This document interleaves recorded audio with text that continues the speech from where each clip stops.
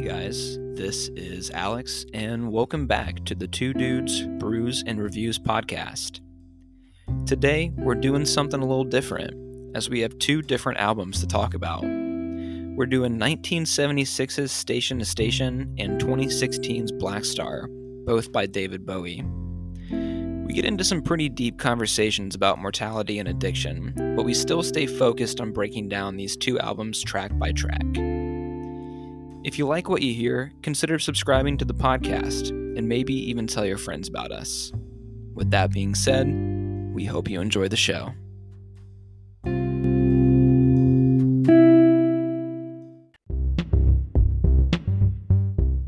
We're doing this on a different night, Thursday night. We usually do it on Mondays, but we transitioned to Tuesdays for easier scheduling for you. Yep. And then I had a funeral Wednesday morning, so now we are here on a Thursday night.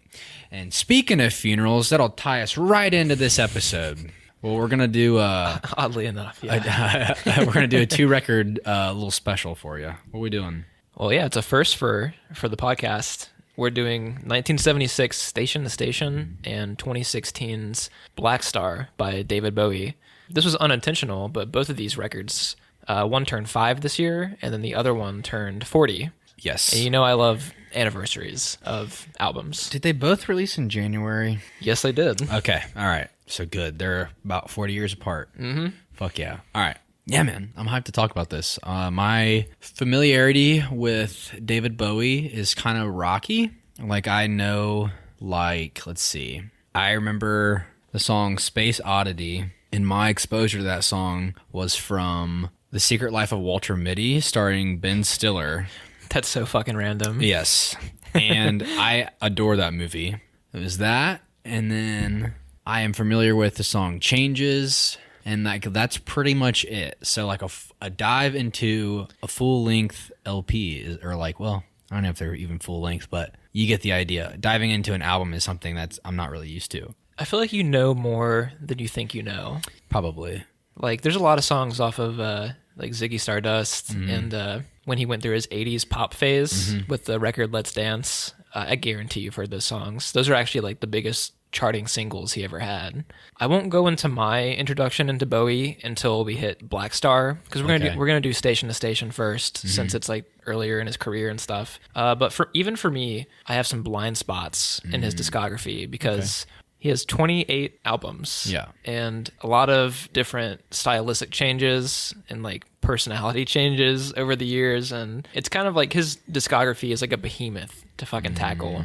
It's like even more intense than the Beatles. Yeah. He's got almost like 3 times the amount of albums they have. What a baller. Yeah. He did it till fucking death. Quite literally, yes. Yes. But yeah, dude, let's start with Station to Station. Well, let's just start with the titular track, because it's number uno, Station to Station. Let's not jump too far ahead. Fuck. My bad.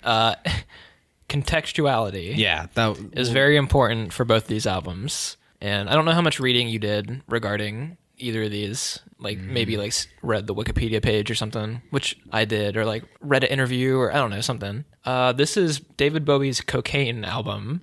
One of the reasons why I chose both these records is because they were both like the darkest times of his life. He was succumbed to a very intense cocaine addiction around this time, partially because he was living in LA, which I guess is like, this is near the 80s. Everybody did coke back then. I think they still do. I don't know. Yes, but cocaine is a hell of a drug.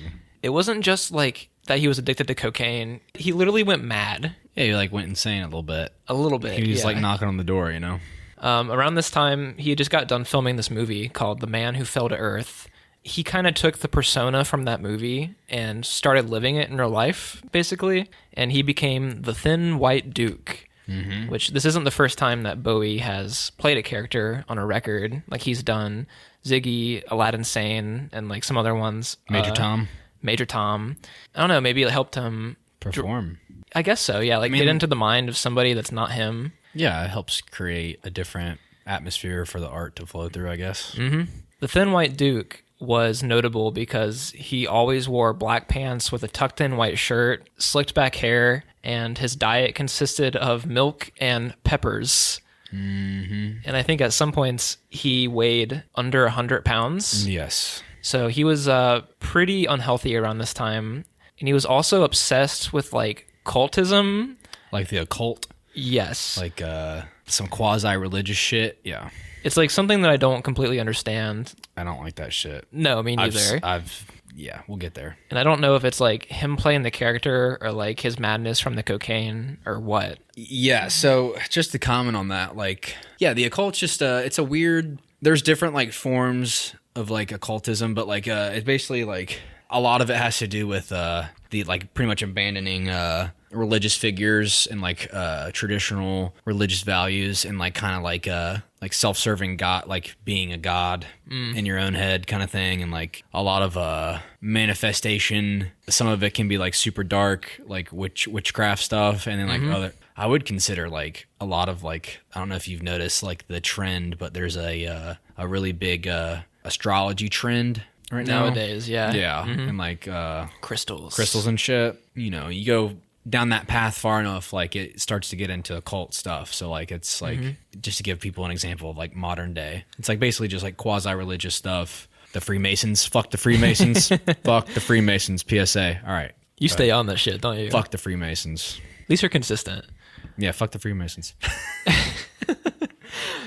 Some other things that were like pretty common around this time. He collected Nazi memorabilia and was obsessed with fascism. He thought that witches were stealing his semen, that the Rolling Stones were sending him secret messages, and that he was terrified of Led Zeppelin guitarist Jimmy Page for some reason. Something to do with Aleister Crowley. I don't know. It might be like one of those occult related figures or something.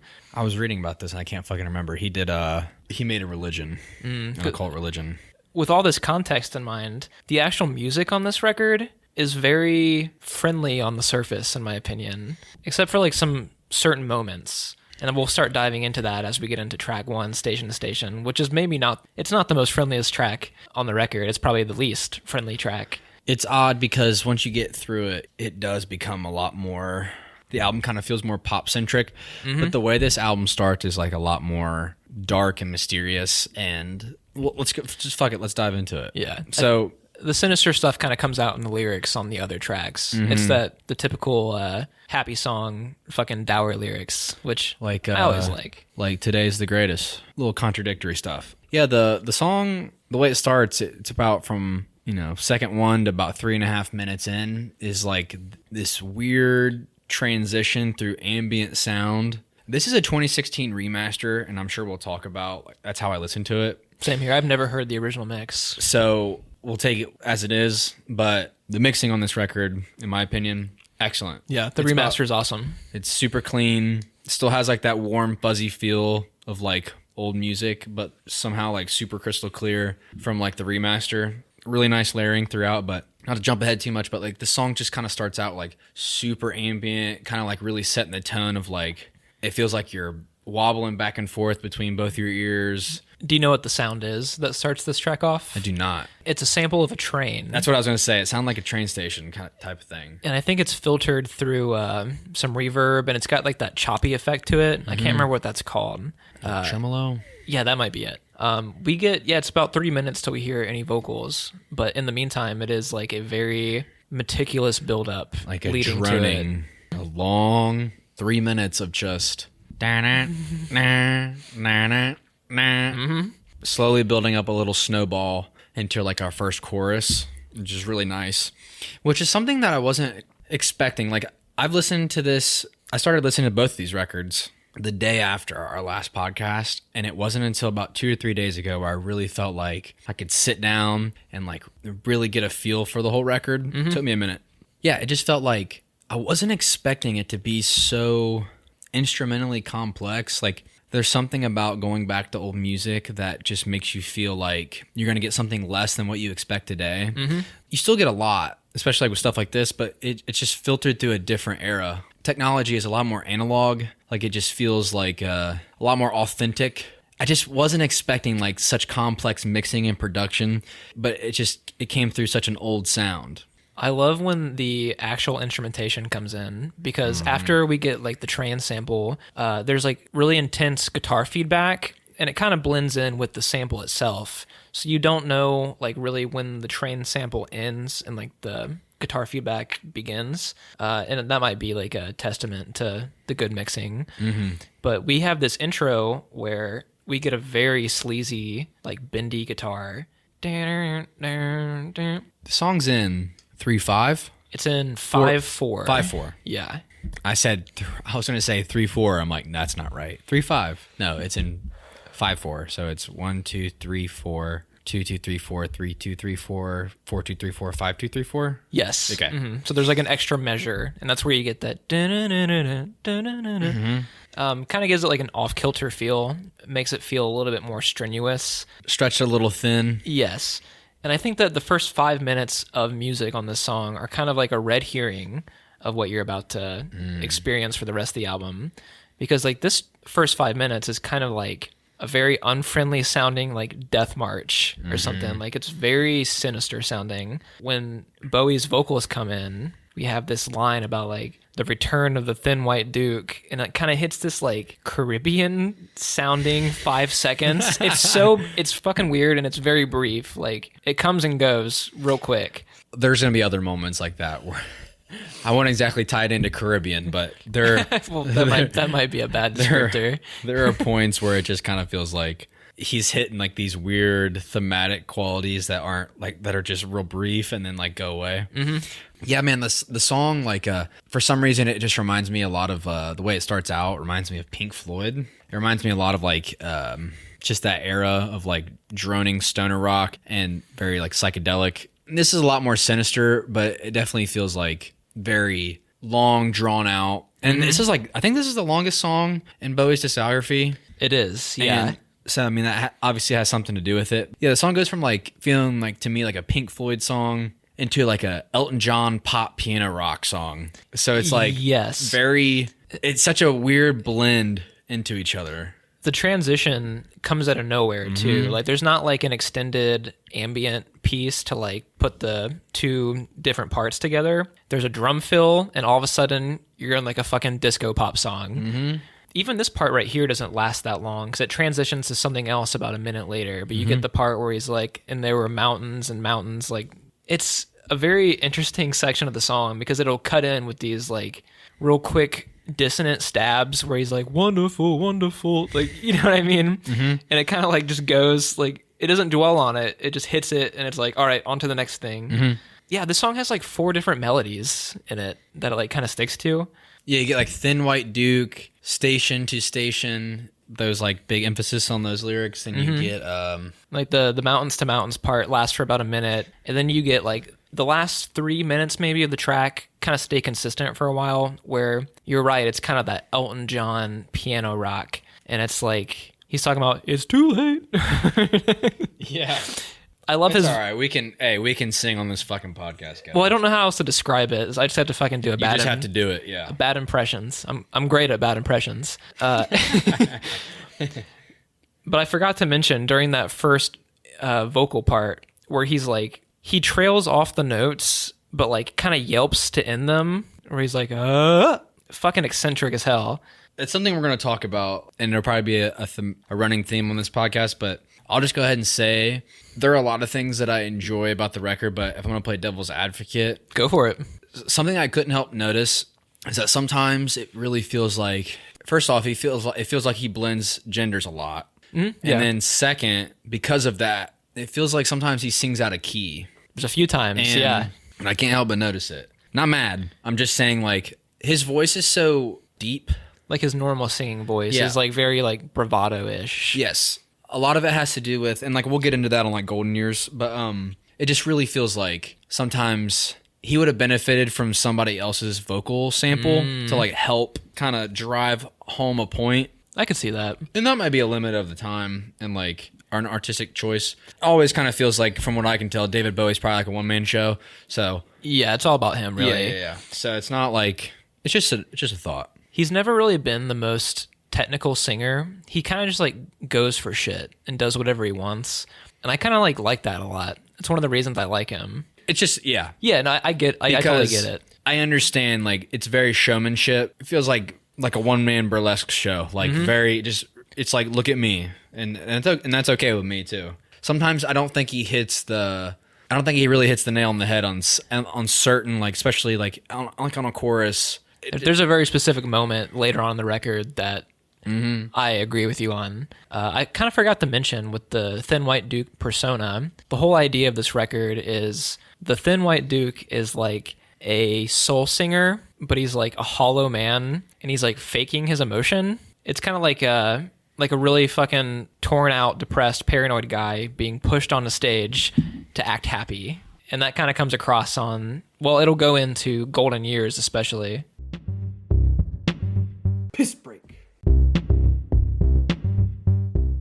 had to piss so bad because we just sucked down a bunch of Great Lakes Oktoberfest because it's that time of the year now. And of course, when this probably comes out, it'll probably be fucking spring of next year, so like it won't even matter. But probably we just drank Oktoberfest from Great Lakes, and now we're drinking some Flying Dog Cujo, which this isn't a Stephen King episode or anything, but it's a cold brew coffee porter, and it is delicious. Yeah, it's great, man.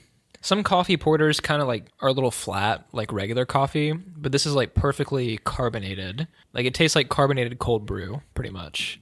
Not to mention it's not extremely cold, which I'm okay with. In my opinion, like stouts and porters taste better as they warm up, so it tastes the best right now at this temperature. It's really good.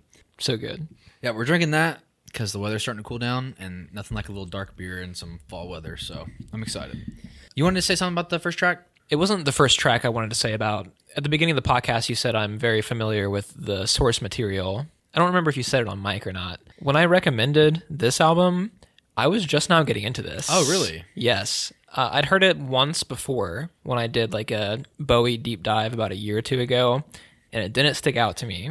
But something about it kind of like, there's like this mythos about the album that made me want to come back to it. So that's why I recommended it. So these last 2 weeks, I was warming up to it the same way you were, actually. Okay, good. Different story with Blackstar. I'm familiar with that record pretty well. I remember when it came out, and you were pretty on it. So, yeah, if you want to talk about Golden Years, it's odd because we're gonna talk about how like some of these songs, man, like I feel like they can be pulled from different eras. Like going from station to station into this, like this reminds me of like late night television performance, and like I think it is, but it reminds me of like the golden years of like late night television, like a musical guest, you know, like was it on Soul Train? Soul Train. Wasn't that an old television show? Oh fuck, you're asking the wrong guy. I think it was an old late night show, but I think you performed this. Is it the video where he's wearing the really baggy 70s clothes and he's like just jiving? Possibly. I just think it just has such a glamorous feel to it. It just reminds me of that. It's an interesting track. The first 30 seconds or so, I don't like the track because of the vocals. Yeah. Because here's the other that's what we're talking about. Like it feels like Bowie's like I feel like he needs a backup singer, like some backup females to like really drive home this glamorous feel. I'm going to disagree with you on that. Good. I'll tell you why. The record before Station to Station was called Young Americans, and it was his first stab at this like soul sound. And it was kind of after he abandoned the glam rock stuff he was doing on like Ziggy Stardust and stuff. Young Americans had tons of female backup vocals. But that record was played straight. Like it was played like he was just copying soul artists. This record is kind of like a fucking mutant version of that, where like it's almost like parody, in my opinion. This song comes across like a parody of like a disco or soul song. Yeah. And it kind of explains some of the odd ad-libs and stuff that you get throughout the track. Whoop, whoop, whoop. The wop, wop, wop. Yes. And this was one of the songs that I wasn't sure about either. This one took some growing. This was actually the single for the record. Really? And it was semi-popular, at least at the time it was released. It's not one of the Bowie songs that like will get played on the radio nowadays. But in 1976, it was pretty big. Here we go. It says, this ties in perfectly because it says, performed on Soul Train while Bowie was drunk. Yeah. It was supposed to be the title song for his upcoming record, but it was later changed to Station to Station. I could see why you wouldn't like the vocals on this track. The way that he's jumping between 3 different vocal styles literally within seconds at sometimes. You get the Golden Years refrain where he's singing with the bravado, and then he'll cut in with this random falsetto. It doesn't even sound like him at certain points. And then you get the ad-lib that's like, come with the baby. Yeah.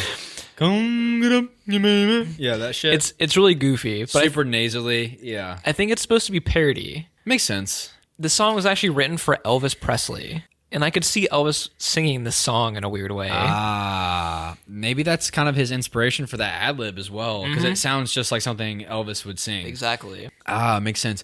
And I guess it would make sense in terms of like the whole persona of like Thin White Duke. Because I'm pretty sure like it comes off as like an asshole character. Yes. So I guess that makes sense in terms of like the whole mythos of the record. And like here's another thing I wanted to talk to you. Speaking of like characters and stuff. Yeah. That's something like that I never really had considered when thinking about Bowie before we did this podcast, because like I was aware specifically like Major Tom, right? I could never understand, you know, when I was younger and I'd heard that song, I'm like, what is the point? Who is Major Tom? What significance does he have in this song? Like, I didn't understand that, like, it's like a thematic choice for an album. And so when I was younger, it's just like, because I knew like David Bowie was like, had like super glamorous style and like very performance heavy. But that's something like I never really tied together of like him like creating a character for like a specific genre or an album or like to achieve a thematic quality to an album. It's just something that I never tied together. It's really odd. And you don't see many like rock artists doing that. The only thing I can think of modern day or like in recent years might be like maybe like Lady Gaga really kind of embodies like, because like a lot of her thing had to do with, I remember when she became popular when I was younger, her whole thing, like a lot of it was tied into like fashion. And like when she was in public, like she would make these really bold fashion statements and like just a lot of like counterculture stuff, you know? I wouldn't be surprised if that was like inspired by Bowie or something like that. Like she was doing the parody thing too. Like the whole fashion thing I think was parody. Yeah. Tying back to Golden Years and stuff, like now that you point out that it is parody, I guess I understand it more. But like just thinking about it as it trying to be like a song. Yeah. Like I guess that makes sense. But I did write down like the background vocals weren't my favorite. But pro of the song itself is like this track is like super funky.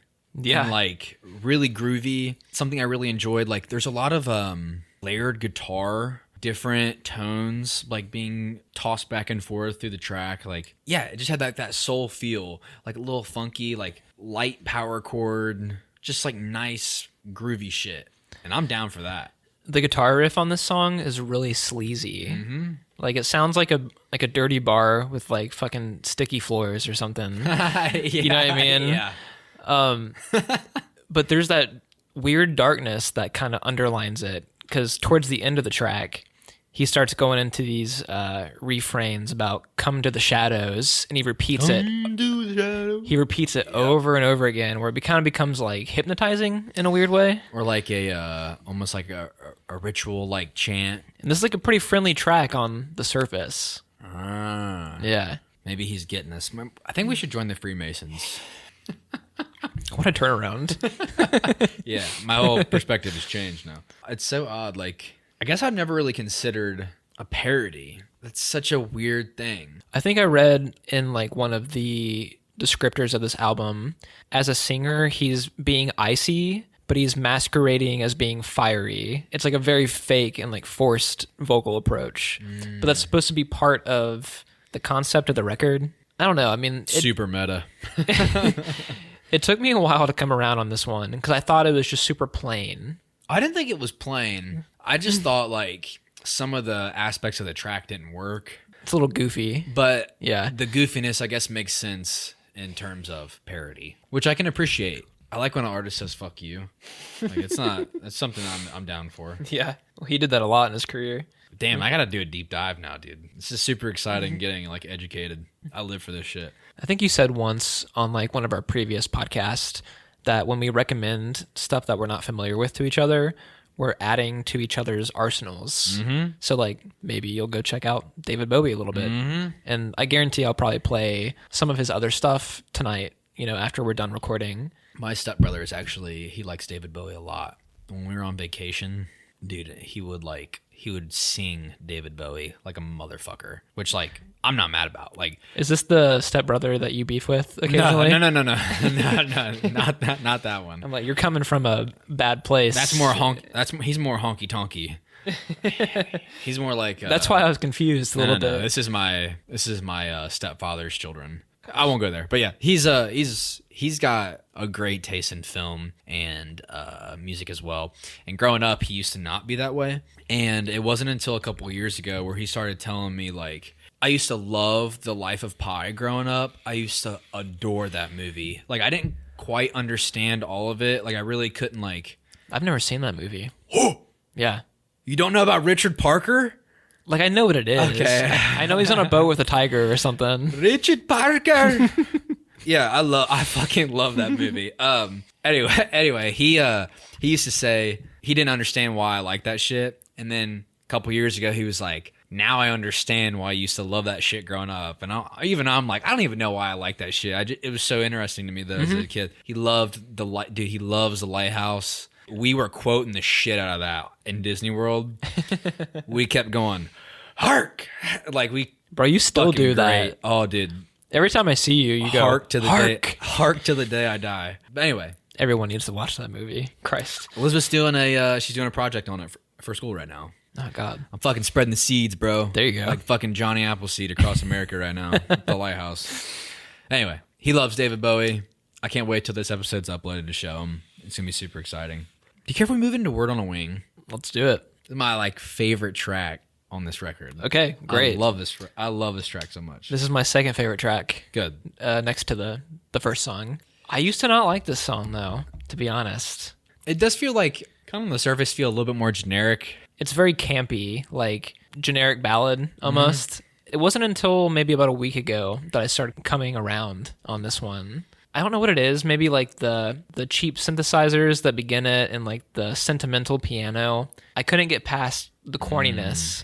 But I think this is actually the one track on the album where the emotion really like it becomes real opposed to like the fakeness on some of the other songs. Because contextually speaking, like this is kind of like pulled away from the character of the Thin White Duke and kind of can be more focused on like David Bowie himself, like him speaking through, not through like some character, which is odd. Like we'll get into that. Like, what is the character? Who is David Bowie? Where do you draw the line between? He's like the Daniel Day-Lewis of music. So yeah, man, I adore this track. He kind of drops the occult thing in favor of Christianity on this one. It kind of feels like a cry for help to God. Yes. And like maybe I think it was written during his most desperate time, during like the cocaine addiction and everything else he was going through. Ties in perfectly because like the first verse opens up with, in this age of grand delusion, you walked into my life out of dreams. I don't need another change. Still you forced away into my scheme of things. Just saying, like, you know, speaking from a religious Christian point of view, like God revealing himself in ways, you know, in the midst of your crisis, things like that, kind of tying into that imagery. Can't wait to talk about that shit in Lazarus and stuff. Yeah, it's interesting because I can't think of anybody that does cocaine and is like, and wants to like vouch for it, you know, especially, I don't think like cocaine is really in right now. It's not like an in drug in our current, day and age. No, but I think more people do it than you know. Probably. Or than you think, yeah. Yeah, cocaine, like, it's not something that anyone that like has ever had a cocaine addiction ever vouches for. Like, I remember listening to Mark Maron recently talk on a podcast about it, saying like, he's like, yeah, it's great while you do it, and then you go to lay down and you think you're gonna die. It's not something that I don't think anyone really wants. We've talked about it before, off record, but like, it's just, I have no interest. No, fuck that. The last thing I need is an upper, like I don't need like some hard stimulant. Like that stuff does lead to like grandeur, dissolution, like schizophrenic tendencies. Like you don't want that shit. And then when someone says like, "Hey man, maybe you should chill out," and you're like, "I'll fuck you up," like you don't want that. You don't want that in your life. Yeah. But dude, I'm down for that corny piano shit. I came around on it. It's a grower, not a shower. The thing that I like most about the track is it switches between melodies, and it kind of sounds like there's 3 different choruses. And I mean, the verses are pretty great, like melody-wise, but when he goes into that part where there's like the harmonies, I don't know if he's like double tracking his own voice and harmonizing with himself, or if there's like guest singers or whatnot. But that part comes across like so ghostly and like emotional. There is backing vocals, and it's not done by him. It's by someone named G.A. McCormick. Okay, that makes sense. That makes sense. I think my favorite thing is like, Lord, I kneel and offer you my word on a wing. Something about the way the piano really like ties into that chorus. It just feels like such an elevated spot in the track. The song kind of has at times like a Catholic choir feel. And like, I know that's not, it's something that I already know. Unintentionally, yes. Sometimes I fucking love that shit. Yeah. And like speaking back to like religious tones, like there's something super beautiful about that type of music. Recently Donda released, and like very gospel-y. Very gospel. You know, even on like Off the Grid, even that song has that feel to it at times. Like something about that music really pulls at the soul, you know? Jeff Buckley, Hallelujah. Like, it can be considered a secular song. Just the way it's structured, it does something. You feel God through these fucking tracks, bro. Yeah. And I'm not even religious, and I feel it. Exactly. I think it's something about the way that music's structured like that. And I don't know what that secret sauce is, but it does something where, like, it just feels so much more than what the track itself is. And it's something I really enjoy. I think that going back to me saying that there's so many hooks on this song, where like I already mentioned the ghostly part, and then you have the part where he says, "Lord, I kneel to you." He hits this like refrain where he's like, "I'm ready to shape the scheme of things," and it kind of repeats over and over again. That's pretty catchy on its own. But then he hits this like, he does the same lyrics from the chorus, and then like it hits a friendlier tone where it's like, I don't want to keep doing bad impressions. Go for it. And I'm having a hard time thinking about what it sounds like in my head right now. And I did it all over Adam Sandler. Jack and Jill. With Jill impressions. Yeah. But he comes back in and he's like, "But don't it like a one on a wing." Like, it kind of becomes friendly all of a sudden, even though it was like dour on like the last chorus. Like, I don't know, it's kind of an interesting artistic decision. I fucking love it, man. Stylistically, though, it's not something that even fits.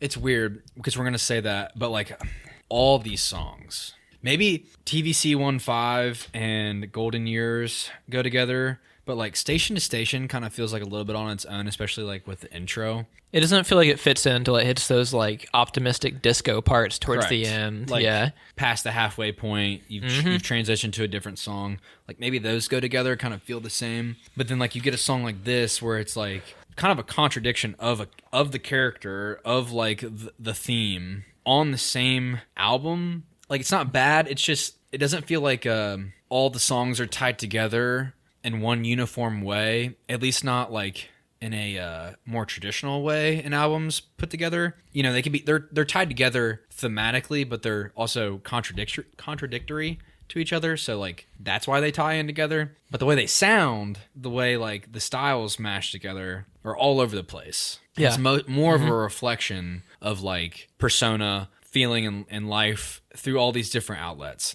Super odd. Yeah, bro. TVC 1.5. Do you like this track? I would like it if I dropped some acid so I could understand what the fuck's going on here. You mean like lyrically or musically? Lyrically. Like, lyrically speaking, it's about a woman that, falls through a television set, crawls into it, man. Inspired by a drug-induced hallucination by his friend Iggy Pop, who I'm not sure if you're familiar with him. Kind of a punk figure in the 70s and 80s.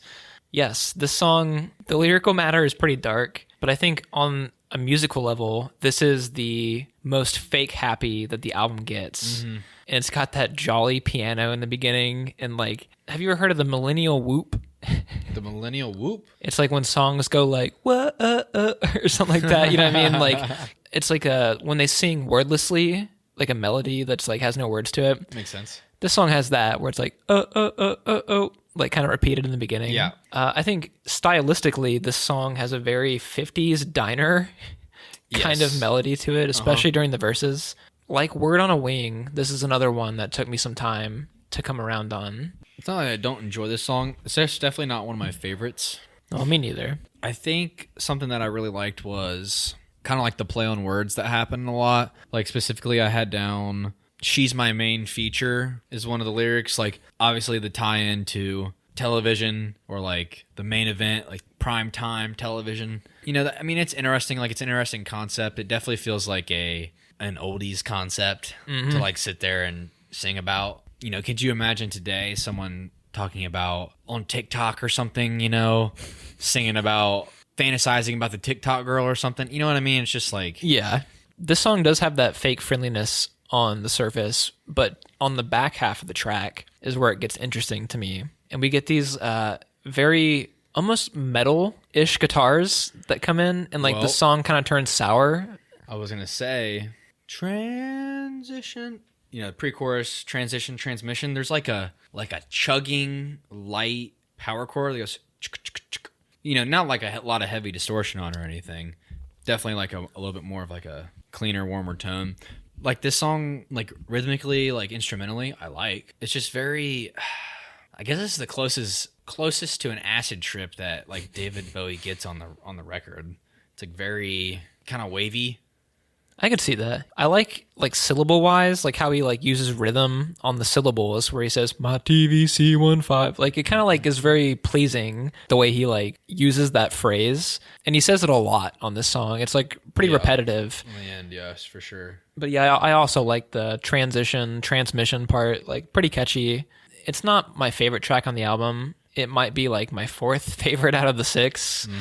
But I mean, I enjoy it. It's not like a skip for me or anything. Funny thing is like one of the things I've noticed with the record, well, both the records, is like I don't really feel like skipping any of the songs because of how short they are in length. Like the whole, the records both are below an hour, so you know I can spare 30 to 40 minutes of like I'm like, oh, if I skip this song, you know, like the album's gonna be over soon. Exactly. Yeah. Something about this short length has kind of been nice. Like I feel like sometimes when we do records, I mean, especially like our last one we did, Lil Dicky's Professional Rapper, like 20 tracks, dude. Some fucking duds on that record. It's like, and if you skip them, you might not feel like you might miss something. So you have to bear through a shitty song. But like on these, it's like, even if it's not really clicking all the way, the enjoyment is still there because you don't have to skip through it. Like it doesn't feel like such a hassle to listen to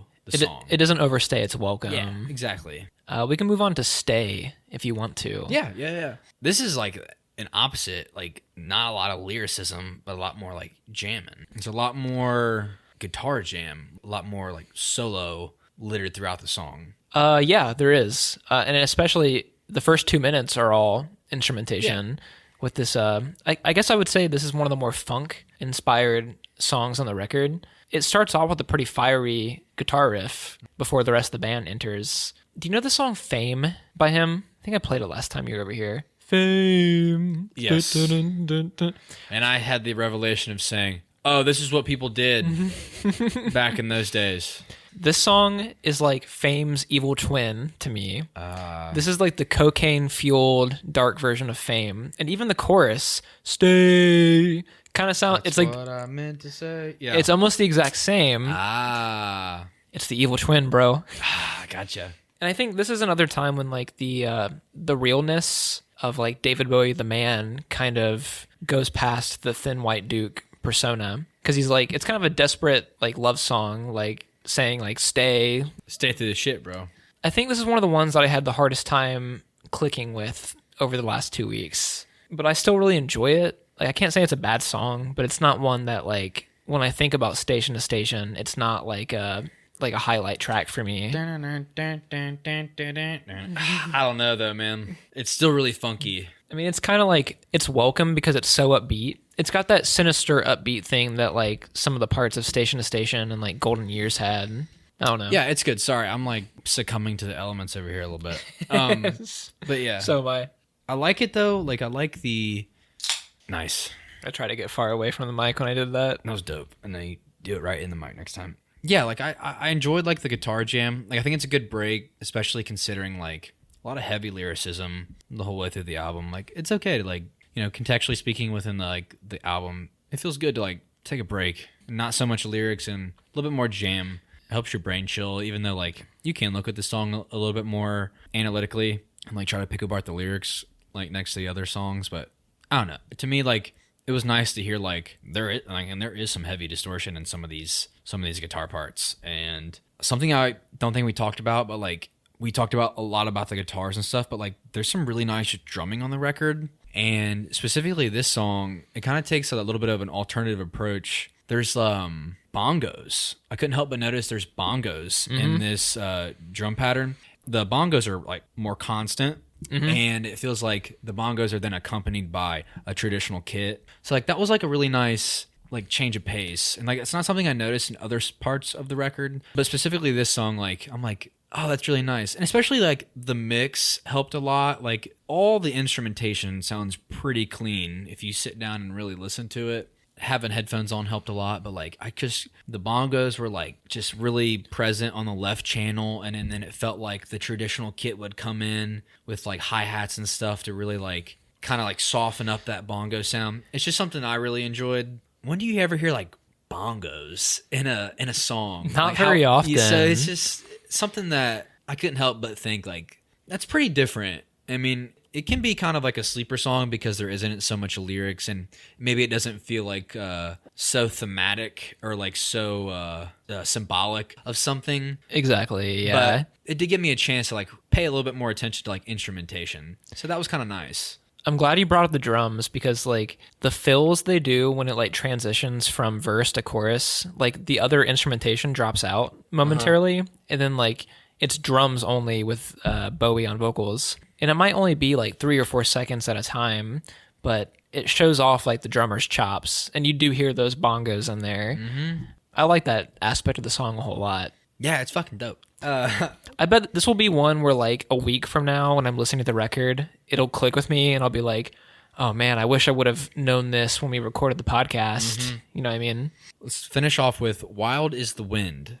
Yes. Which is a cover, if I'm not mistaken. Yeah, it is. Not the first time that Bowie has covered someone else's song on like a studio album. Young Americans, before this, had a cover of the Beatles' Across the Universe. It's pretty bad. Oh, okay. Yeah. All right. And like I think when we did the Beatles podcast, I said covering Beatles songs is kind of sacrilegious. Because I think we were talking about our friend Adam covering She's So Heavy. She's So Heavy, yeah. They did a good job. Bowie did Across the Universe. I don't know if you're familiar with that song, but he did it in the soul style, and it's a folk song originally. Is Across the Universe from? It's not from Abbey Road, but the one they recorded before that. It's off Let It Be. Yes, exactly. Yes, I know that song, and it's very string heavy, so that makes sense why that doesn't work in soul. This track is a Nina Simone song. Okay. And I don't know if you're familiar with Nina Simone, but have you heard the song Blood on the Leaves by Kanye West? Strange fruit hanging. Yeah. That's Nina Simone. That's a cover of her, or that's a sample of her. Okay. Blood on the leaves. Sorry, you got me going now. It's a great sample flip. Yeah. It's kind of odd because he would cover these songs when they were less than like 10 years old. Because like Across the Universe came out in like 70, I think, and he covered it in 75. Oh, yeah. Like, you gotta let some time pass. And the Nina Simone... The joy of a cover comes from, like... nostalgia. Yeah, reinventing the wheel a little bit. Yeah. Exactly. The Nina Simone song came about 9 years before he covered it on this record. And I don't know the significance of it appearing here. Although I will say, this took the longest for me to come around on. And I think it has one of his best vocal performances on the record. He fucking wails vocally on this track. Yes. Dude, it's good. It's so good. And this was originally my least favorite track. Really? Yeah, it took me a while to come around on it.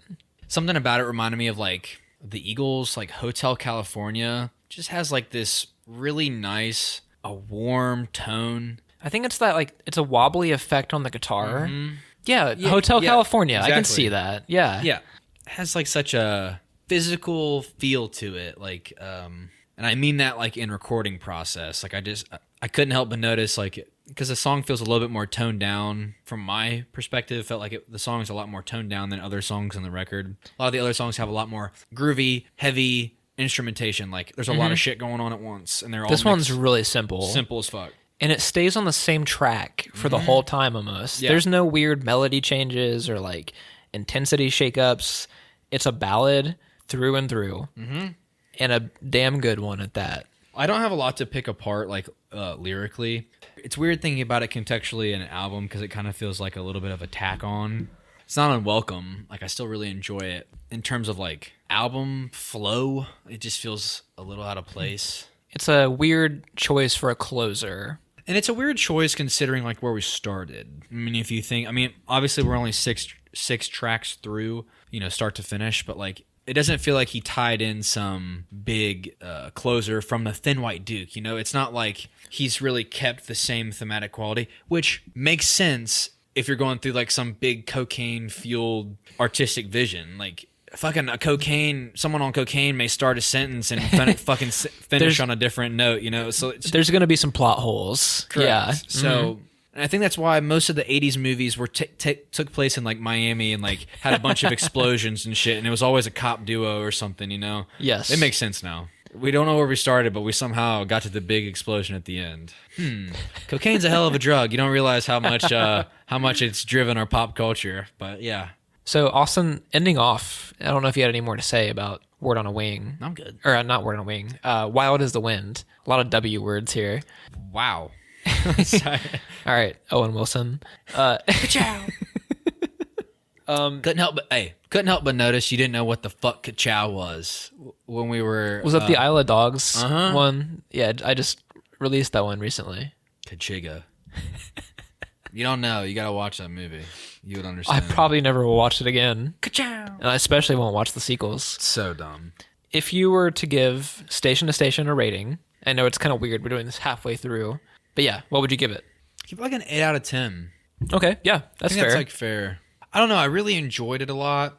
The other thing is that considering like the record being so short and I'm limited in terms of Bowie albums to compare to, I enjoyed it. And I'm not going to be like, and I have no idea how this record has been perceived like critically. I have no clue. Like very high. Okay. Very, very high. Honest to God, I have no clue. So I'm like, I don't know if this is a dud. I don't know if like it's beloved. Like, but to me, I enjoyed the shit out of it. And we talked about like the things with like things not really matching, kind of like the overall tone, but makes sense in the grand scheme of things considering the drug involved. Yeah. He was a torn man at the time. Yeah. I don't know. I just enjoyed listening to it, man.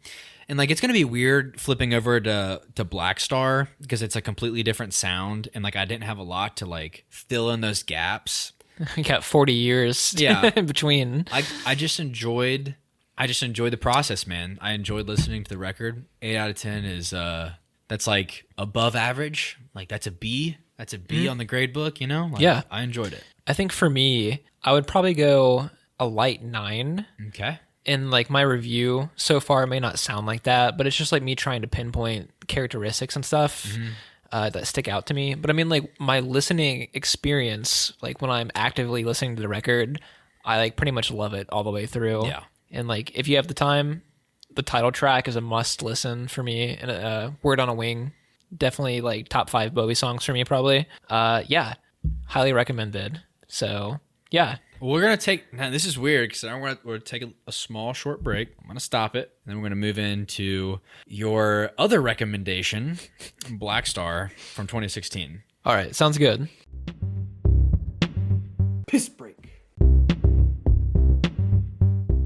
Took a short little break because we had to reset our mindset after that last record. I feel like I was ready to transition into the rest of the night, and now we're back. Played a little guitar for half a second, talked about Dave Matthews, got to talking, and now we're doing another fucking podcast in the same podcast. Podcast Inception. What's his name? Cillian Murphy? How do you say his name? He's the guy that they did the Inception on. I haven't seen that movie since it was in theaters. Oh, what? Really? Yes. Yeah, I used to watch that movie for a month straight sometimes in the summers. Like, Only seen it one time. Really? Yes. That's impressive because I need to go back to it. It's a big like cultural landmark kind of. I definitely feel at that moment in my life, I felt like film really started opening up to me. So it's a beloved movie for that reason, because I've seen it so many times, and I hold it near and dear to my heart. We're talking about Blackstar now. Yeah. 40 years in the future, coming off of Station to Station, going straight 40-year skip. I absolutely love this record. I knew you would. And I predicted that. And I definitely had a favorite between the two, and it definitely is this one. Mm-hmm. While I love Station to Station for what it is, I couldn't help but this having such a more modern feel, not to mention the context of the record. Super heavy, and I knew that was something that going into this podcast that I would enjoy talking about, and I definitely have some things to say about it. I am so thankful being able to listen to this and like appreciate it now, because I thought, just as a blanket statement, you know the way I live my life and you know how I am. I just appreciate how brave and like steadfast a person has to be to make a record like this and release it right before they're about to die. Like, I think that is like one of the most courageous things an artist could do, a human can do. Just put it all on the line, out for everyone to see, right at the end of an era. I love the shit out of that. Like, dude, amazing. Dude, it's super interesting because Bowie's career was on like a decline for a long time. There was a lot of dark periods in like the 80s, like his worst records of all time of his career. The 90s were a little lackluster, and then he took a 10-year break in the 2000s because he suffered a heart attack on stage one night. Really? So he took a 10-year break from 2003 to 2013, and he came back with a record called The Next Day, and it was very like him paying homage to like his old like 70s stuff in like a modern context. So no one could have really predicted that his last studio record would be like one of his best. And we're talking like 30 years between this and his last great record probably. But yes, Blackstar is the last studio album by David Bowie, and death is a very big theme on this one. And this is actually the record that I became a fan at. As poser as that sounds, I remember exactly where I was when I learned that he died. And I remember exactly where I was when I became a fan of him. And it was the same moment. I was out delivering pizza one night. It was like January of 2016. And it was back when NPR was still a radio station in the Southwest Ohio area. They played the song Lazarus on the radio. And I wasn't paying attention to David Bowie that much in my life at the point. But when that song came on, I immediately was like, damn, that was a really fucking great song. And then the song ended and they announced his death. Oh, man. Like, yeah. I felt like I went through a whirlwind of emotions right there. Like, oh my God, that's like one of the best songs I've heard in years. And like, oh, he just died like today. Can I just say, because I've kind of had that feeling of death loom over me all week long, because first off, I attended a funeral yesterday. You know, that kind of loomed over me, and Norm Macdonald just passed away. It's crazy because a lot of my YouTube suggestion is Norm Macdonald clips. And this is prior to his death. Just recently got really into his stand-up comedy. He reminds me so much of our friend Andrew. Like kind of anti-comedy. Yes. Right? Yes. Like super dry. The joke is that the joke is bad, and that's what makes it funny.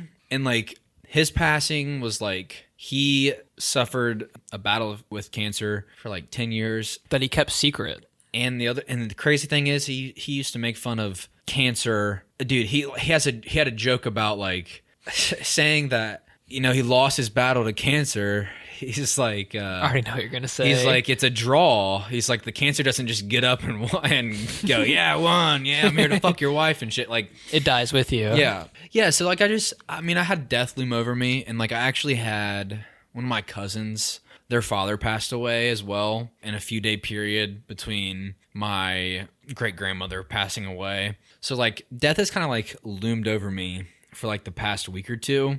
And I know I'm already getting on my fucking signature feel, but like, yeah, it definitely like has reaffirmed my position on life. Just going hard as fuck.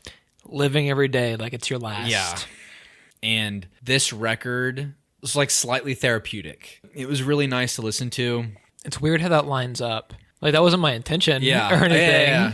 Like, no, you suggested this before all that happened. So it is crazy how it lined up. So definitely like has like helped contribute to like my mental, conscious structure of thoughts. And it's been a hell of a few weeks. So I knew that you would like this one. And I like this record for other reasons besides the death. Well, yeah.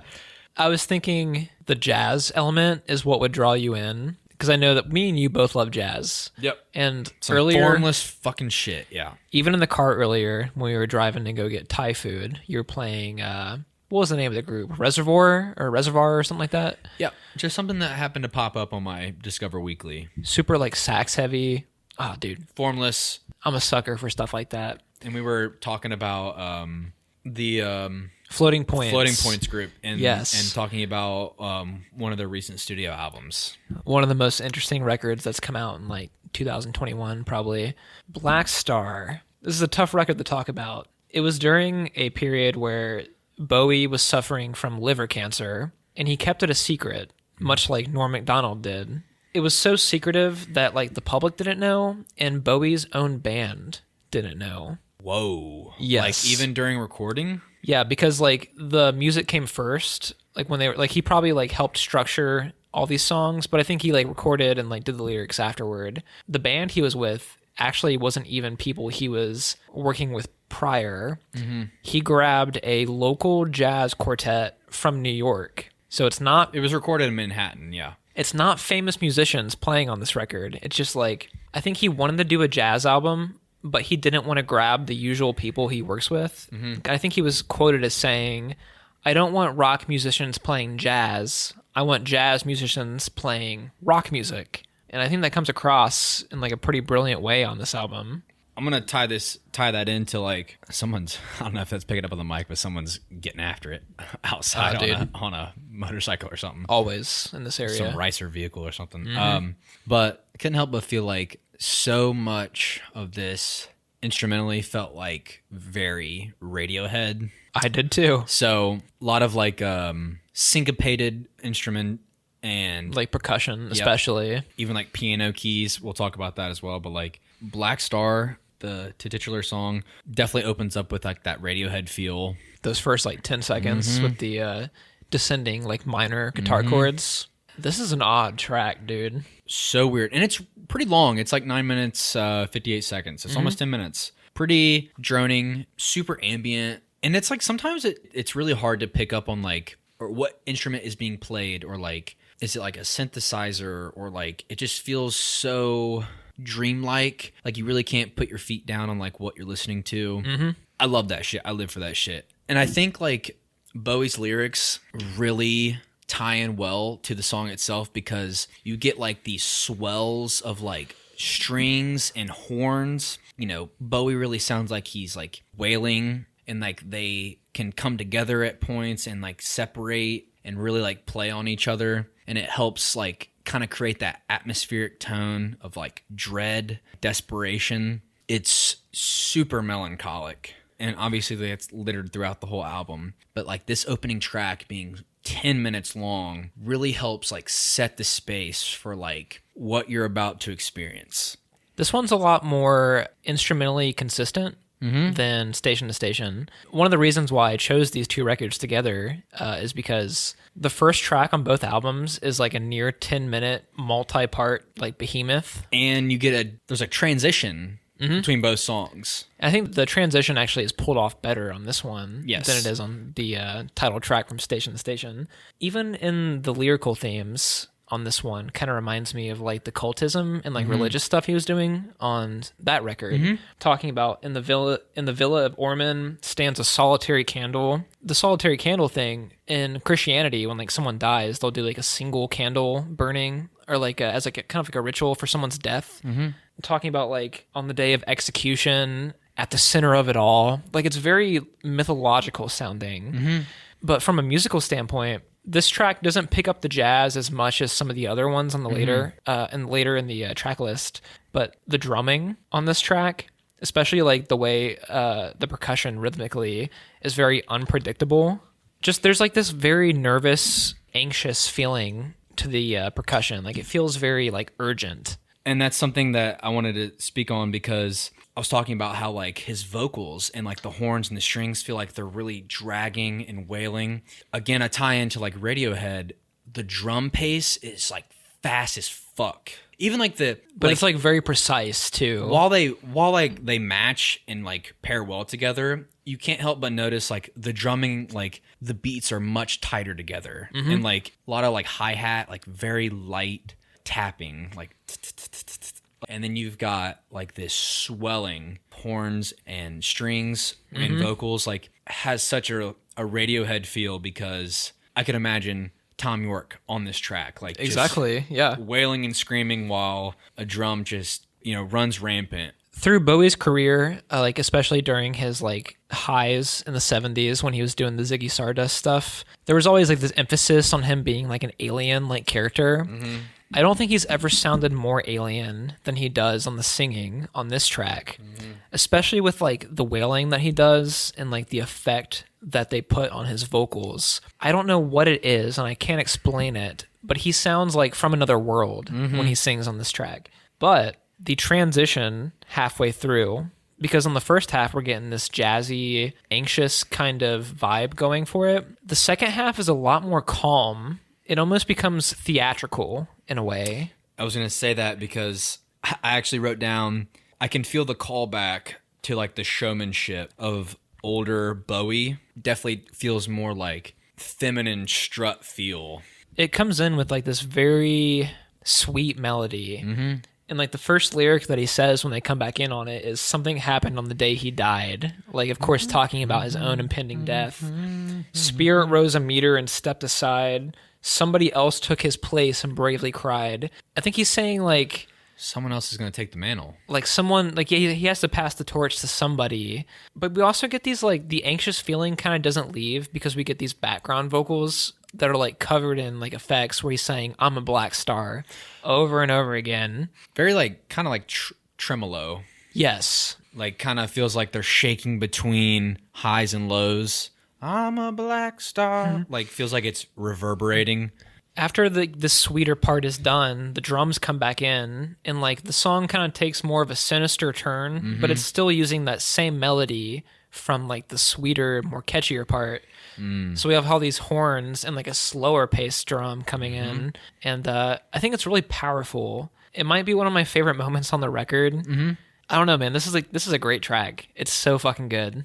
Yeah, it's pretty much perfect in my book. Like, and like I can't complain about the vocals, and like that's something I talked about on Station to Station. It especially works here because I can't help but feel like almost every part of the song kind of feels like they might be out of place in comparison to other aspects of a song. Like especially like if we're talking about like its comparison to Radiohead. Radiohead, like most of their songs don't sound angelic. They sound super mystical and like paranoid, like very paranoia. Yeah, that's a good way to put it. Very just uneasy feeling. And that like I think his vocals like work super well in like in that aspect of like the setting that they're in. I really like that he embraces like the oldness in his voice. Like he really sounds like a desperate person like at the end of his life. It's it's fucking incredible. I don't want to dwell too long. Like we're running short on time. Like we got like 35 minutes. That's all right. It is a pity that we are short on time. And it also is a pity that she was a whore. Yes. This one was a head scratcher to me for a long time. Really?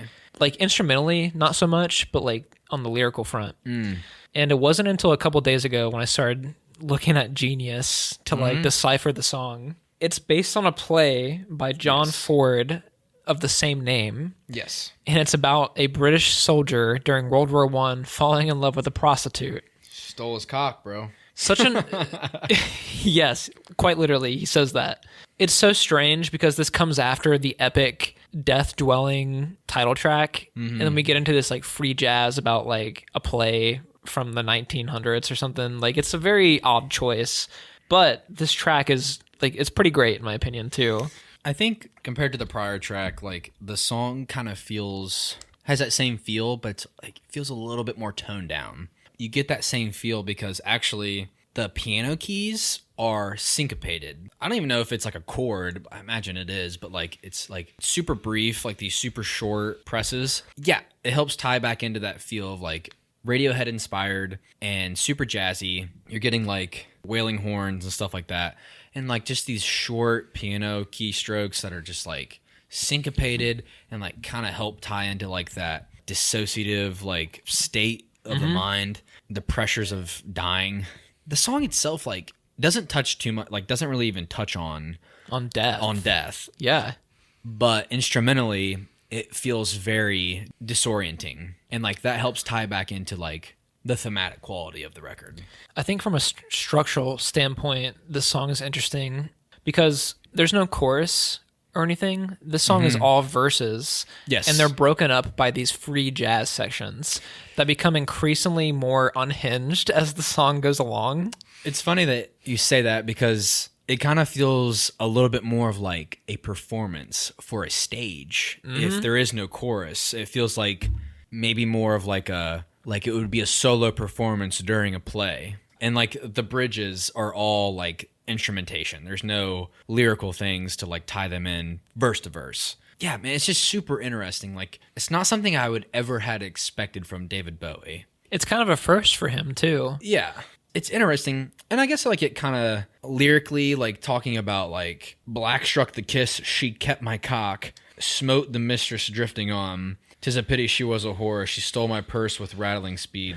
This was patrol, this was war. 'Tis a pity she was a whore. Did a whole verse for you, but that lyric kind of helped tie in like this feeling of loss, even though it's kind of talking about like it's all like it's World War I themed, and it's to illustrate like prostitution was a big thing during time of war, and I think it's talking about like British or English soldiers, like that was a thing. And like I think there's ever seen the movie Fly Boys? No. It's got James Franco in it. It's like a World War I movie. They play pilots. That's one man I can't imagine in the war. James Franco. And I think I may be speaking out of my ass here, but I remember that movie. I think the woman he falls in love with is a prostitute. So like I think it was a common thing in that era. Again, the lyrics help tie in to the feeling of loss and emptiness, even though it may not be about death. It serves the album as a whole. That's a good point. I didn't even think about that. Just a fucking genius, dude. You gotta step up your game. Fuck you. I was just kidding. So like Lazarus, cue my DX hip thrust. I'm bringing it back. I feel like they might need some context on this. Austin does the fucking D-Generation X crotch-chop constantly. Dude, I can't help it. You don't even like wrestling. So like I started like holding my hands up in like in a rock symbol, like the Spider-Man thwip kind of thing, to like greet you at work, like just being like, "What's up, bro?" And then I slowly evolved into like me doing both hands and an X symbol with that, and then slowly it evolved into like me doing that and hip thrusting, and now I've just arrived at the DX like Triple H hip thrust, like fuck you, suck my dick, like. Well, it's fitting because you always do it at work. Yeah. It's fuck this shit. I'm at Domino's. Fuck it. So abnormal, but yeah, I'm bringing it back. Yeah, I'm bringing it back like swag. Like I'm gonna start saying swag again. No, I'm not. Fuck that. Never mind. But yes, dude, swag is as dead as crunk. T-Pain, Chris Brown, best love song. What's that song called again? Best love song. Oh, Never Forget Mom Spaghetti, bro. Like that shit was 2011 fire. Never Forget Mom Spaghetti. I'll leave it at that. In these weeks. All right. Anyway, Lazarus, goddammit. Let's get there. Yeah, man, this is an amazing track. I think I told you once that this is one of my favorite songs of all time. And this was a couple months ago before I even like thought about tackling David Bowie in a podcast. And I remember you saying, that's a strong statement. Now, it's understood. This song's awesome, man. And this is the song that made me a David Bowie fan. I can understand that. And especially like knowing you, like knowing your love and affinity for Radiohead. This shit was like straight up, straight shot up your alley. Like this like scratches your itch in a way, like when we say things like, oh man, like this sounds like Radiohead. Like, oh man, this is great. Like I could listen to this. Like it sounds like a Radiohead ripoff. Like The first 10 seconds of this track kind of feel like the intro to a Radiohead song with like the bass and guitar coming together with that like ominous tone. But I think this song shines during the verses the most. Oh, yeah. Lyrically, it sounds like he's talking to us beyond the grave. The first line of the song is, "Look up here, I'm in heaven." It actually reminds me, ever seen the movie Ready Player One? Well, the whole plot point goes that there's a hunt for basically the ownership of this virtual reality world that has been built by this tech giant kind of guy, real quirky guy, almost like a parody of Elon Musk, but like very video game. When he dies, he basically like rises out of a coffin, like it's a video being played for the world, and like he rises out of a coffin with coins on his eyes and goes, "If you're listening to this, I'm dead." Like kind of thing. Like obviously like it's a little bit more of a comedic approach, but like his whole thing was, I've laid out 3 keys to be discovered. It's I can't even think of the world that they refer to, the Oasis. He's like, it's basically like a big Easter egg hunt, and like that's the whole plot point of the movie and stuff. It reminds me of this so much, like speaking to an audience, your fans, in a much more serious way, but like you're speaking from the grave. I haven't forgot about you. You won't forget about me. Like definitely feels like such a song talking about like legacy and like your appreciation, and then like also the anxiety that comes with knowing that you'll be dead. It's just super powerful. And then on top of that, like instrumentally, super amazing. I think one of the elements that I like the most about this track is for one, during the verses, there's this very aggressive and distorted like downstroke guitar. It's doing this like descending line, dun dun dun. But then like during the lighter parts of the song, there's kind of a call and response between the guitar and the saxophone. Yeah. And like they play off of each other so nicely. It's so great, dude. It's good when we can't think of things to say other than it's so good. Yeah. Like, shit like that just absolutely floors you. He talks about like, he says, "I'm so high, it makes my brain whirl." And I'm thinking it's probably like cancer medication that he's talking about. But then he says, "Dropped my cell phone down below." And for the longest time, I didn't really know what he meant by this. But now I think it has something to do with like he's dying and he's like going for the great beyond. And his cell phone is being dropped down below, as in like it's being left in the human world. Me and you, we're both obsessed with our cell phones in some way or another, probably. All of us, to an extent. It's like saying like, it doesn't matter anymore. It's funny that you say this because I use my cell phone now for social media, but I'm like an avid investor. Yeah, you're a crypto guy. I am. Crypto king here. It's something that like I really devote a lot of my life to. And with death looming over me for the last, week or two, something that I've thought about is, I'm on like this journey of trying to obtain wealth to where I'll never have to work again. And it's something that me and you talk about a lot, personally, off record and stuff. And it's something that really drives me forward in life to live freely, in my latter years of life. That's fun to aspire to, and like and I think it helps me drive towards like a bigger goal and purpose in life. But one thing that I really think comes with you shining light on that is that one day I'm going to be dead. While I may have those things to my name now, they may not matter. Well, they don't transcend to, if there is another life, they're not translate. Come with me. It's just something that I've thought about a lot because I'm not going to be able to take my money with me when I'm dead. And I think it's really important to think about when you're young. And I know a lot of people don't think about that things, but like they're just things. And like you can become slave to your things. This is like some Fight Club shit right here. Yeah. And like, yes, we need them to survive, but like it becomes a point of status and symbolism to show others that you have more than them. The more that I've thought about it this week, like that may not be something that I want when I'm able to have it. Like at the end of the day, what do you leave behind when you die? The memory of who you were. Exactly. Not what you had. The legacy of like, and that's something that I aspire to like really leave behind is like the person that I am. There's nothing more important than like the relationships that you have while you're here. There's a weird little verse towards the end of the song that kind of ties into what you just said. And I'm not sure if it's intentional on Bowie's part or not. But he says, by the time I got to New York, I was living like a king. There I used up all my money. I was looking for your ass. This is another... It's kind of hilarious when he says it, but yes. Because he sings it with a lot of conviction, but it's a funny line. I read into it, and apparently in the 70s, he had a manager that like illegally stole 50-something% of his earnings. He was broke for a while, so that's why he kind of sold out in the 80s, doing like shitty pop music and stuff. Yeah. But like him reflecting on it in this song out of nowhere, like among like all the death stuff that comes in the earlier verses, I'm wondering if he's reflecting on it like it doesn't matter in a weird way, like saying like, oh, here's this weird aside, like I lost a lot of money, like I was like looking for this dude that like fucked me over, but like it doesn't matter at this point, like he's on his fucking deathbed. It becomes trivial. Yeah. And that's something that comes with life experiences. Like, I could think back on things that, like, I thought were going to be my impending doom, 5 years down the road. Like, don't fucking matter in my current situation. Mm-hmm. And if anything, they only served a greater purpose to show me how trivial it is to worry about those things. When I was at my funeral that I attended, not my own funeral, one of the pastors spoke. She had said that she wasn't afraid to die, that she was ready to die. Damn. Not in a pessimistic way. I'm ready to die. Take me now. Smite me with lightning.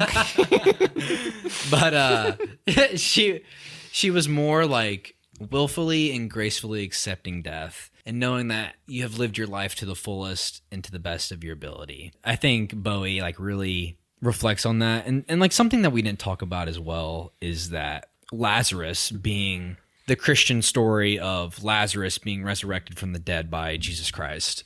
One of the points in the Christian gospel to point out that Jesus could, he conquers the grave. Obviously, he resurrects Lazarus before he dies, before Jesus is, crucified. The religious symbolism that's tied in, obviously being the track being called Lazarus, and then he also like talks about like he'll be as free as a bluebird. I think a bluebird is like a symbolic, historically a symbolic representation of freedom, free spirit. Yeah, the song actually, intentional or unintentional, feels more like the title track, or like feels like more like of the track that's supposed to symbolize the whole record, kind of like tie in all the themes together. It feels like the natural follow-up to the title track, Blackstar. Like, kind of like 'Tis a Pity She Was a Whore was kind of a weird... Like detour? Detour, yeah, exactly. While that song does, yes, like help lay down groundwork thematically, even though it may not be as direct and as serious, this song definitely feels like more of a real track to like nail down like and drive home some of like the really important qualities of the record. Piss break.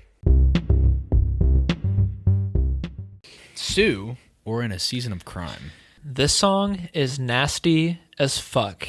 Fucking digging like power chords, dude. Chugging along. I'm not sure if you're familiar with the group Swans. Never even heard. You've probably seen the vinyl set up at some point. It's the one with the baby head. Yeah, like the really wild... Yes, you've told me about that. This song reminds me a lot of Swans during the To Be Kind era, and specifically the guitar riff on this track, where it's like a very visceral and like animalistic. It's like sinister, yeah. Oh my god, dude. And it's like, it kind of locks into a groove and never lets go. Very Swans-like. And he might have even been influenced by that record, because To Be Kind came out in 2015, around the time that he was recording this. Dude, damn. It's good. That riff, dun, dun, dun. Like, it's like... Yeah, it's... Like you said, it's sinister, like, as fuck. Can I just point out, like, there's this little drum run that happens? Like, there's, like, these... Like, this cymbal run. Like, these hi-hats. Like, they're very syncopated. It's not showing off, but it's very complicated in the same way that, like... It's like, they're complementary. Like, the drum isn't, like... super fucking fancy. Like, it doesn't feel like some sort of like weird whiplash fucking like abnormal drum solo, but like they're so like complementary to like this same repetitive, like you said, digging guitar run. Like, it's just dun, dun, dun, like super sinister. Like, these drums just like kind of help chug that along. I can't wait to listen to the song after. Oh, it's so great. One of my absolute favorites on the track. It's like So fucking good. it's evil sounding. Uh-huh. But the lyrics are like very mundane. He's talking to a woman named Sue, and apparently this one is also influenced by that play that also influenced the lyrics for "'Tis a Pity She Was a Whore." He's talking about like, we'll buy the house, like you'll get the job, and something about him singing about these mundane suburban lifestyle lyrics against this like sinister fucking guitar riff makes it sound evil, like kind of like the malaise of living a suburban lifestyle. A little bit more of like an antithesis, like a little bit more of like a contradictory. Like a lot of people strive to have that lifestyle, but like in a way Bowie may look at it with like contempt, saying like, well, this is like fucking boring. So many people get locked up in this lifestyle that's may not be like, a lot of people strive for it, but it may not be ideal. I think that's what we're kind of talking about earlier of like societal norms, like where it kind of strive for like this TV dinner fucking life, you know, just like some cookie cutter shit. I think that's where most people feel the most empty. I think we're on to something here. We might be. Fuck that. Let's all get naked and go in the woods and see what happens. And I think like if you push aside Cut that. Don't put that on my resume. it's going right on there at the front. If you We'll push get naked in the woods for $15 an hour. $15 an hour, Go ahead. It's worth it. Fuck it. if you push aside the lyrical stuff, this song instrumentally becomes completely unhinged by the end. Yes, because you get like these weird like synthesizer sounds, right? I remember listening to this and feeling like it kind of has tying into like Bowie and like alien sounding. This kind of has like this sci-fi feel of like, it kind of almost sounds like a ship is like coming down, like like whoop, whoop, whoop, whoop, whoop, whoop, like these weird, almost generic sounding, shitty sci-fi sound. You know what I mean? And like it's a good thing. It's in a positive connotation. But yes, it gets super unhinged. And it's super fitting considering where we start at like these sinister chugging guitar and drums. Feels like this song has been ready to go off the rails since the beginning. Like we're pushing towards like this climactic, almost like helter-skelter, like rebellious feel. The synthesizers, like towards the end of the track, almost become like laser show-esque. Yes. Where like it's like a phaser. Yes. Like it's so chaotic. You know me. I live for dissonant musical moments like this. I live for the chaos. Hail Satan. Yeah, it's a great fucking track, dude. It's super weird. It's a compared to like the other two tracks so far. This one's a little bit more sinister and maybe can embody a little bit of the rage that comes with death, the chaos that follows.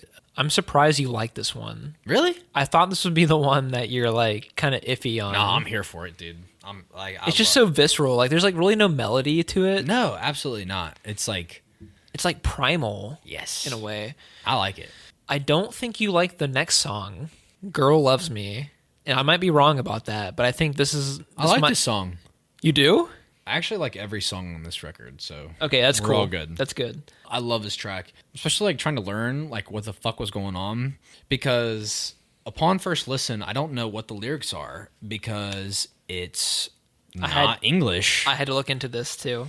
Well, it's English, but God, I can be wrong about this. It's a combination between Clockwork Orange dialect and like 70s London gay bar slang. Yes, that's how it is. Literally saying, "China so sound, so titty up this mal chick say." That's the first line in the song. Pure fucking poetry. What the fuck? And I was like looking into like these lyrics being deciphered, and like some of them are like kind of funny. Yeah. Talking about like, I think he literally talks about the popo at one point. God, such an odd track. But like the way he uses the syllables, it's kind of satisfying to listen to. Because it goes well with instrumentation, yeah. Yes. And where it doesn't matter what he's saying in a weird way. Yeah, it becomes more like, actually becomes like melodic. They flow together so well. let's be realistic here. Some of us don't know what we're fucking listening to when we hear a song. Like, we don't know what the lyrics are. We just know, like, how the melody goes. Yeah. How many times have you sang a song and you don't know the words, but you're just, like, ad-libbing, like, sounds Exactly. to fill that... like, it's okay. Like, I've done that for every Bon Iver song I've ever heard. correct. Perfect example. I'm not mad that I don't know what the fuck's being said. I can only just feel... It almost feels like that, what's that Star Trek? Klingon. Like, you don't know what's being said, but I'm here for it. Like, it works for me. I think musically, this is the most bare bones track on the record. If you, like, put aside the slangy kind of lyrics. It's so good, dude. The bass line... Oh, my God. It's really simple, but there's, like, this weird, sinister kind of vibe that you get from it. Yeah. It's not comprised of any jazz instrumentation like the other tracks. It's drums, the bass line, and like what's that word? Gregorian chant almost. Like Bowie's got these like echoed delay effects on his vocals. I can't wait to listen to this track. You remember from My Beautiful Dark Twisted Fantasy when Fergie has that part where she says like credit card decline, and it kind of goes like clank clank clank. Yeah, it's like the whole song. This is the whole song is like this, but it works way better than that does. That's a weird example. It's very specific. Yes, but it's what it reminds me of. I want to pay attention to the line "Where the fuck did Monday?" That's in All the Lights. Yeah. Okay, sorry, it took me a second, but yes, go ahead. I want to pay special attention to the line "Where the fuck did Monday go?" Because in the refrain, yeah. In retrospect, where the fuck did Monday go? We didn't do our podcast on Monday. Exactly. Damn. Bowie died on a Sunday, and like him saying that sounds really odd because he didn't get to see Monday of that week. Where the fuck did Monday go? Like he didn't get to live that Monday. And I know that was like a coincidence more than likely. Well, also he wasn't predicting his fucking death exactly. You also can think about that in a way of like it kind of feels like life moves super fast. Like I actually have said this recently where I'm like, it's comedic and I'll say it in front of a group of our peers at work and stuff. But I'll say like, dude, it feels like my life is flashing before my eyes at points. Like it feels like the years are just flying by, and as they get faster, dude, and faster. I am 22 years old, about to be 23. I can't help but feel like my life is just speeding by. Like I can't remember what happened 2 weeks ago, but I just know they're gone and lost to the fucking ether, dude. I think that's what he's kind of getting at as well, is like, where the fuck did Monday go? Like at the end of the week on a Friday, I'm like, I don't even remember what happened all week long. I'm only looking forward to the weekend. And then the weekend arrives, and then I'm like, ugh, I got to start again. It just feels like life is on like this fucking bullet train that like never stops. It's just like, again, tying into the feeling of death, it feels like your life can just run by, and like before you know it, you'll be dead. And I know that's only going to be the case as I get older. Like, I can't imagine when it's like I'm going to be 40, or like when I'm 60 and I have grandkids. It'll feel like they'll grow up right in front of me in a matter of seconds. Like, yep. Again, tying into death, it's like life is this wild ride, man. Dollar Days, dude. I love this track. This is probably my third favorite track behind Blackstar and Lazarus. It kind of feels a little bit unique in its own way compared to some of the other songs. Like, I think it might be because this song reminds me the most of 70s Bowie. It's very sweet, like melodically. Yeah. It's the first time that we hear like the strumming of acoustic guitars and like probably like the most rock centric or like ballad centric. I was going to say that it gets. It's a little bit more of a callback to like his ballads of his career and stuff. Like how you said sweet, like it's got a lot more, of course, like the outro and like littered throughout, like him saying, I'm dying to.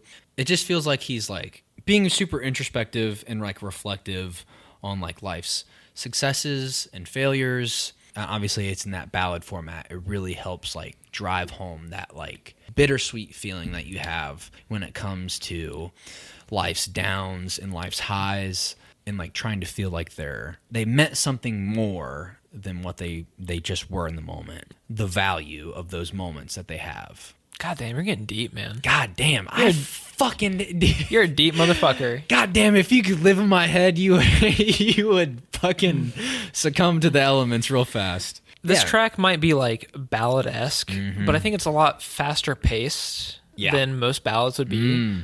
We move between these like 70s-esque verses, and then when it hits the chorus, where like it kind of slows down a little bit, the jazz starts to seep in again. There's some interesting lyrics on this one.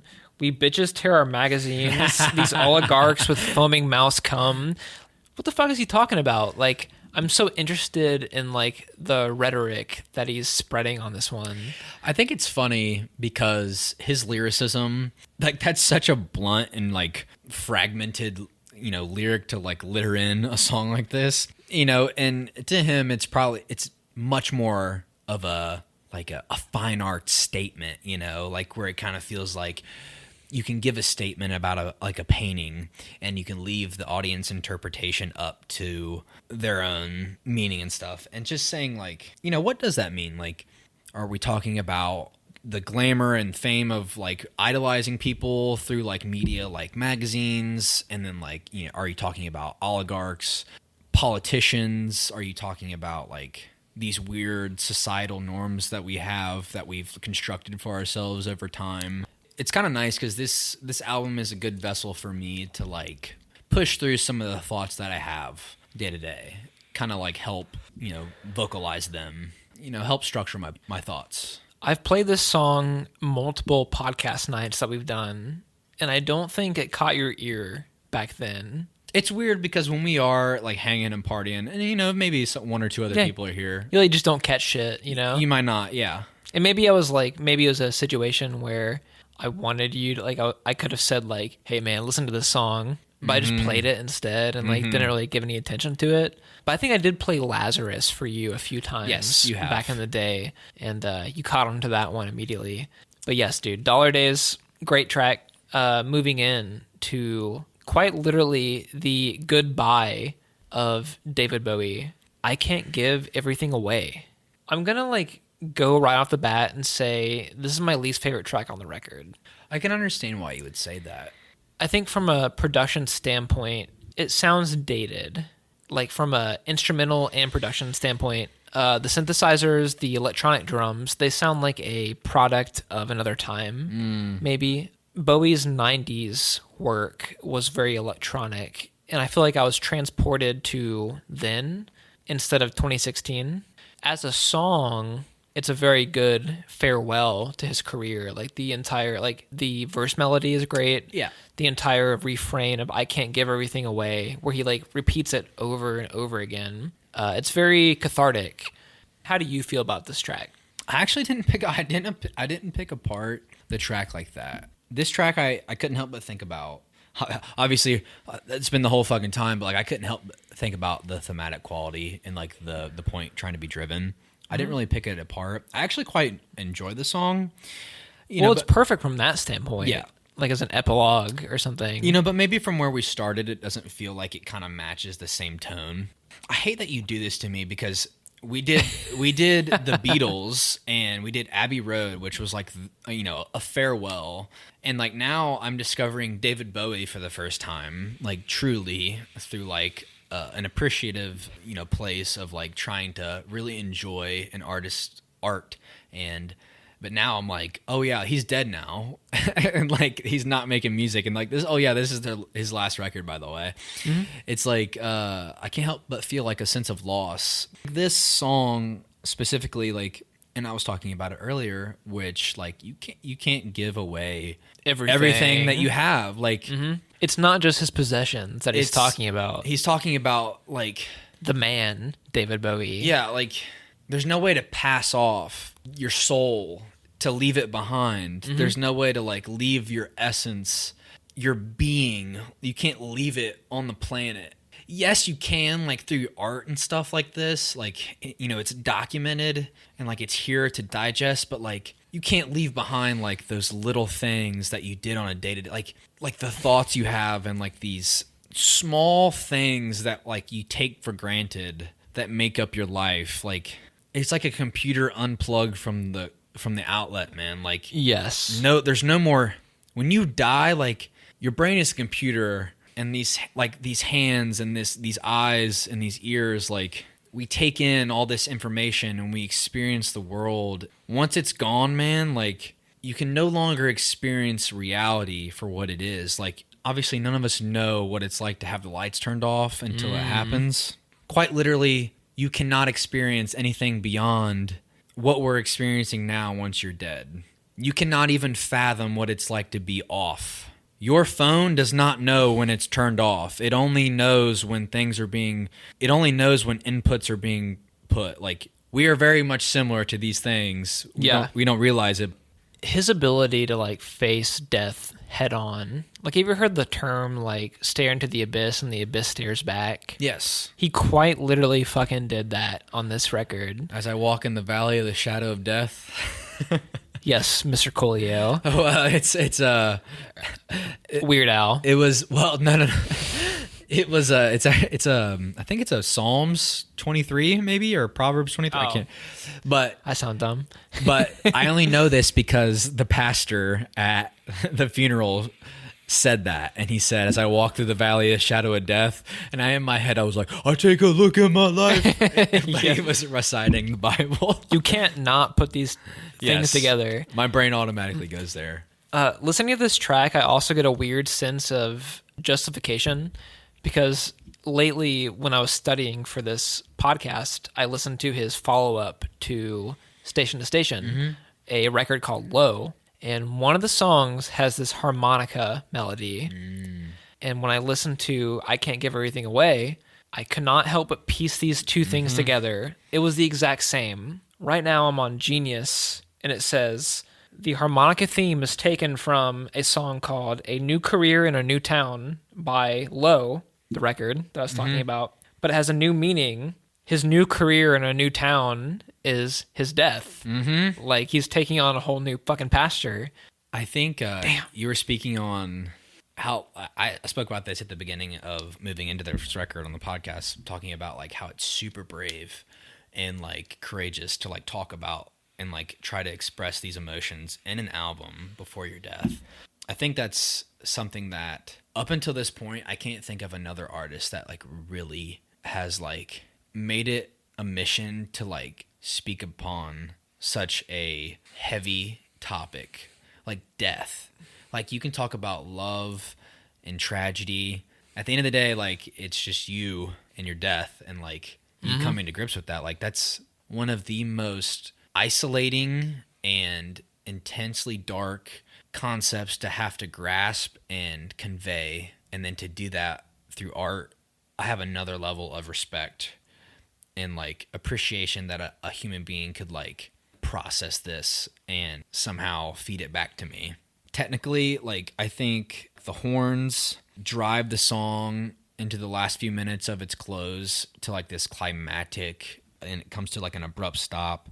You get like a farewell from Bowie. I'm dying to, I'm trying. Wait, is that the right song? That's from the last track, but I mean, like, they kind of go hand in hand. Sorry, I can't give everything away. I'm lit the fuck up right now. Good.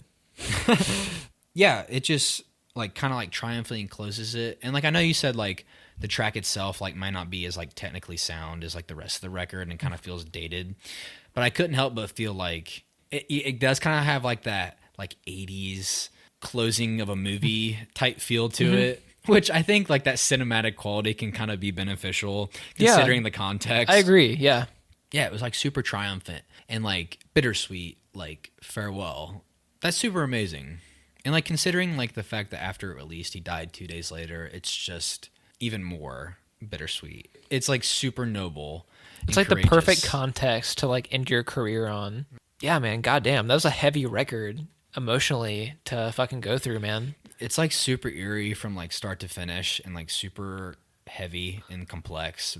I'm super glad it's only like 7 tracks long. Like, yeah, it's super beautiful. It's jazzy and like harrowing and sinister at times, but it's like probably one of the most reflective albums I have ever listened to from an artist. And like, I hold Kanye and like all these like greats and like super influential and like artists that changed the landscape of their medium. I don't think I can think of another. He's on #1 spot now. of just like respect. And like I haven't even listened to his whole discography, and that's coming from 2 records. And now I have like another 20 records to listen to. Well, realistically, there might be 8 that you Yeah. need to hear. Yeah. And then some of the other ones are a little spotty. But yes, who has 8 to 10 classic records in their discography? Exactly. Nobody, really. Yeah. I mean, like the Beatles had, even their beginning of their career was a little spotty. They have like probably like 4 or 5 classic albums probably. And like even, I'd say so, yeah. Even some of them are kind of like the White Album like is kind of hit or miss at some spots, and like I'm so glad, man, that you took to this one. And like even I was anticipating you disliking Station to Station a little bit.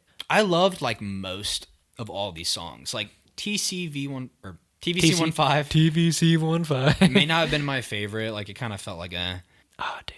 it's still like, do you throw it on? It's like super catchy. Especially like this record was a lot darker and like sinister, and it just felt like so much more melancholic. It's great, man. I'm trying to like creak open the door to you getting into Bowie. Oh, I have like an immense respect now. Like I cannot wait to dive deeper. Like I want you to kick open that door that I creaked open, you know? Adding to each other's arsenals, man. If you had to give Blackstar a rating, what would you give it? Because for me, I can't think of anything else but to give it a 10. Yeah. I think 10 is fair. I think like the context helps a lot because you can't. It's one of those records that you can't separate the context in the music itself. They're so ingrained, and Station to Station might be that to an extent, but this one is so much more. It feels like more of like it feels like they're all wrapped together as a whole more than Station to Station was. I would give it a 10. You just can't help but like appreciate. I like didn't have a negative quality the whole time where I was like, I don't like this. I couldn't help but be in the moment and just like do my best to have this deep understanding of what an artist was trying to convey to me. And that is what I live for when it comes to music and movies. Like when it comes to media like that, I just want to be enveloped in a vision that an artist was trying to create. And I don't want to be like, I don't want to feel like I have to hop off the train at any point during the ride. Mm-hmm. Like I just want to be in the moment with them, and I want them to convey what they're trying to convey to me. I want to feel like I'm in their shoes. Yeah, it does it for me, man. Oh man, I'm so psyched that you enjoyed this. To put an end to possibly the most epic podcast in Two Dudes Brews Reviews history. I knew it was going to be a good one, man. Austin, you have a movie to recommend into which I don't have any idea what it is. So lay it on me, brother. You always say that I throw you for a loop. Like you never feel like you can nail it down. I very rarely know what's coming next from you. You felt like you knew when the lighthouse was coming. Respect. I'm really going to throw you for a loop here. Okay. We're going to do a film that I really feel like I haven't heard anything about in a long time. And I remember when it came out, watching it, I was younger. And I remember it being really complex for my brain to handle at the time. Like very similar to like Inception. And I knew I liked it. And I didn't really have a lot of time to like sit and reflect on it because I think we got it through Netflix, like when they used to send DVDs. I think we sent it back after one watch. I remember liking it a lot though and really feeling like there was a lot there. And I have not seen it since. So I haven't seen this movie since it came out. We are going to be watching a sci-fi film called Looper. Joseph Gordon-Levitt and Bruce Willis. Yeah. Dude, I got the show on DVD. Yeah. I've seen it one time, probably when it came out, and I don't remember much about it except for that Jeff, what's his face, from the Dumb and Dumber films is in it. Uh-huh. What's his fucking name? You know, but yes, he's in it. He plays like one of the crime lord dudes. Was this 2012? Or 13, yeah, like 2011, maybe? 2012, something like that. I remember this movie confusing me a lot. And I'm glad when you catch me on these movies that I've seen before but don't remember, because I can revisit it and then like tackle it in a whole new context. It's from 2012. And what's his fucking name, dude? Oh, I'll look it up. Yes, he's in it. I didn't mean to sound so threatening. Don't hurt me. What's my name? Jeff Daniels. Jeff Daniels. Yes. And it's got Paul Dano in it and Emily Blunt. Dude, I love Paul Dano. There will be plenty to dissect on this film. We might even go long as we did on this one. Thank you for recommending David Bowie. This was like something that I needed as like a media connoisseur. Like, I needed something to like really challenge me. And like, I didn't even feel like that challenged. I was just like super intrigued by what was happening. Excellent fucking choice. Thanks for going on a limb and picking 2 records at once. Like, that was a lot of fun. And I'm sorry it went so long, bro. I'm not sorry. I feel sorry for you because you got to edit this shit. Not me. I had fun. Now you got to sit here and fuck around with it for a couple hours. Yeah, man, that was a lot of fun. On the next one, dude, we're gonna watch Looper from 2012. It'll be fun. It'll be sci-fi. It'll be confusing. We'll get drunk. It'll be fun. Dude, sounds awesome, man. All right, sign these motherfuckers out. Adios.